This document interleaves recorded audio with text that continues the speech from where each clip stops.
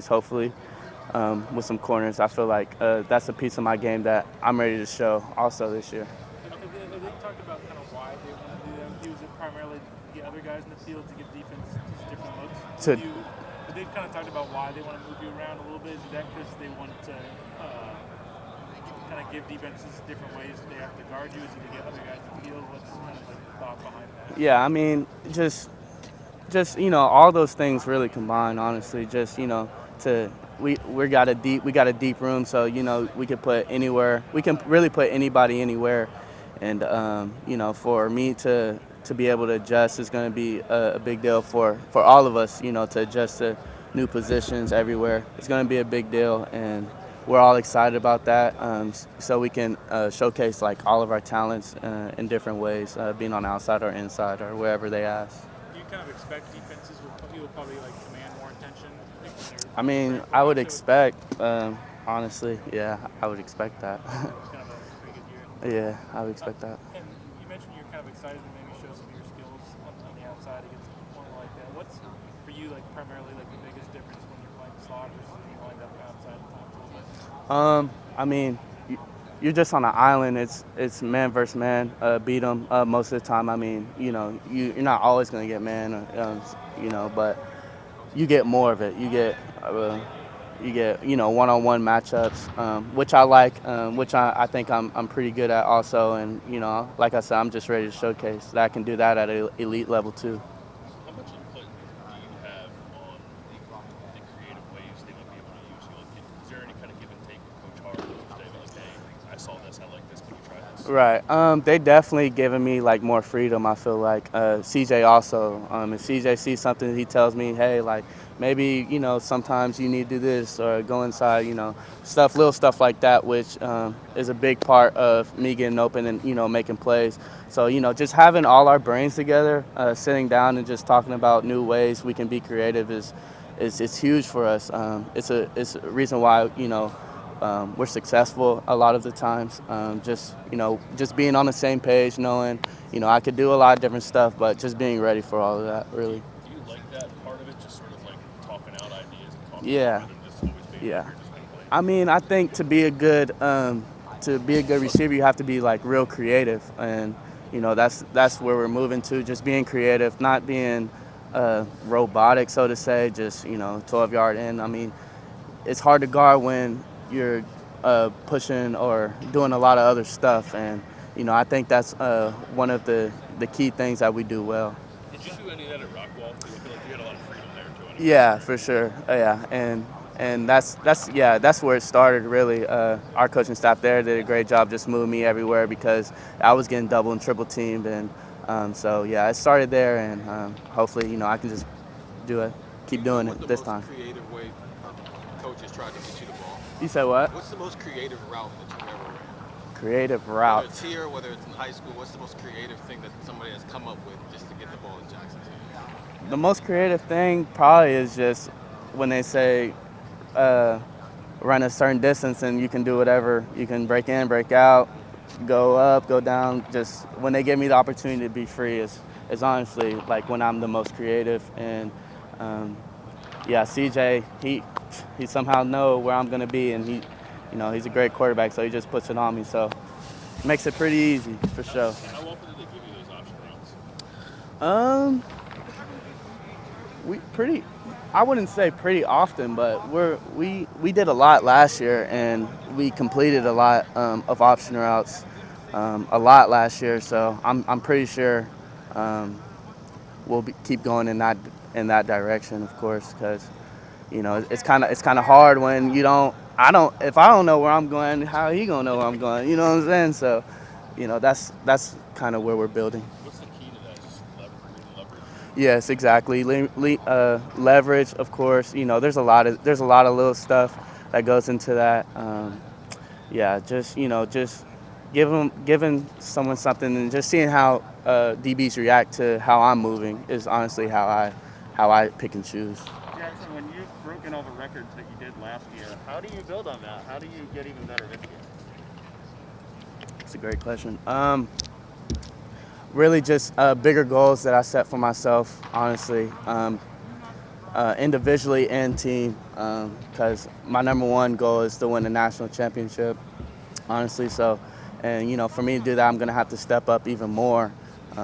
So, I mean, that's my challenge to me is how can I step up even more, be a leader to these young guys, and see if we can make a run at the Natty this year for sure. Is there any particular area in which you are looking to improve this offseason? Oh. Do you feel like you can get to the next level? Off season, it's really been the same in all my years. Is get bigger, faster, stronger, of course, and just try to improve in all areas of my game because I'm not where I want to be. I feel like my ceiling is way higher. I feel like I can get way better in all aspects of the game, learning in the film room, outside, seeing what I see, pre-snap, post-snap.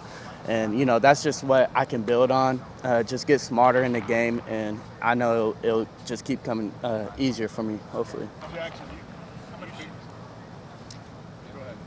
How do you see you want to get bigger? Are you adding like a run anyway? Yeah, I actually did my DEXA scan and stuff like that. I lost some fat, gained some muscle this spring, so I'm headed in the right direction. I just want to keep going in the right direction. I feel great. My body feels good. I'm thankful to the Lord. And I feel faster. I feel stronger, and I'm gonna keep building that into the summer until we get to the game. What are you at now? I'm at 198 right now. Yeah. And how's your thumb? Oh, my thumb's good. Yeah, just a little extra support. I like to just need some extra grip, I guess. I don't know. Jaxon, do you find that Travion tries to school you guys on his stock and business kind of acumen? School us? What you mean by that? School He's us? trying to bring you up to speed. Like he's saving, he's buying stock. Now, Right. Now he's sort of into real estate. Right. He's forward thinking. Right. Yeah. Great. I'm happy for Trey. Yeah. Honestly, there's a lot of guys that are building and doing that type of stuff. Me personally, I have a great team that I talk to on a weekly basis. Just about that stuff, just a little bit, just learning in that aspect of the game, learning in that aspects of life. So yeah, I have a great team. I have a great support system. So yeah, we're taking care of all that.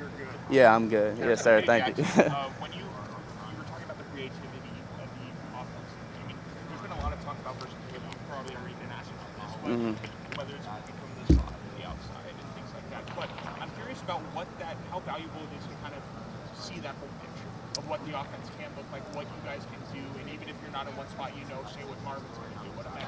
Exactly. It's very valuable. Just like last year, we bring in, great guys that are going to be, next to me. So you can key, if you want to key in on me, you gotta deal with other guys. It feels good that I'm not just a threat out there. And, so like when we're in practice, we see the vision.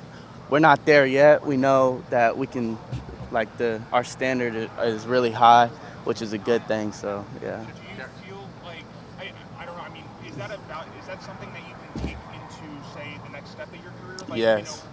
How like something that can separate you, that versatility for say the professional teams looking at you? Exactly. Like, is that something you can just kind of add to your resume? Yeah, exactly, and that's something I want to build on, of course. And we all think we I'm not where I want to be right now. I feel like like I said, my ceiling, I can still get better in all aspects of the game, and that's just a big aspect I can get better on. Cam is one of them that we've been waiting 5 years. Mm-hmm. Last summer, I was out here for one of the recruiting camps talking to CJ about his first year as a quarterback and what it was going to take for him to get to where he wanted to be. We're talking about Garrett and Chris and you, and he said that the best receiver on the team was Cam Akers. Yeah. This was before the latest injury, and he said that Cameron was going to win the Blitnikoff. Yeah. Is that a fair assessment / expectation based on what you've seen out of him when he's actually going? Yes, Cam.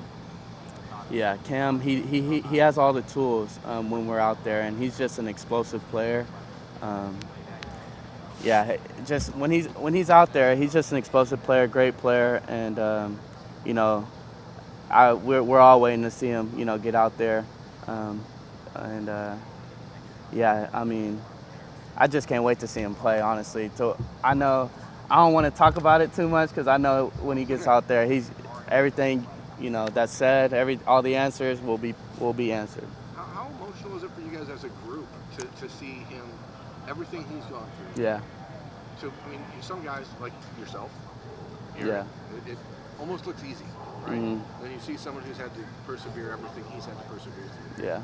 What do you gain from someone like that as a teammate? I just honestly, he just has all of our respects, and we just know how bad he wants it and how much he works. So for me to come in and not want to work and not be on the same level as Cam Babb, even though back in when he was injured, like to see him, just to know how much he wants it, that pushes all of us. And he's a great leader for us, and he's been making big plays already this spring. Every time when he comes back and he's making big plays. So we're just praying that we all stay healthy and we can all contribute into a national championship for sure.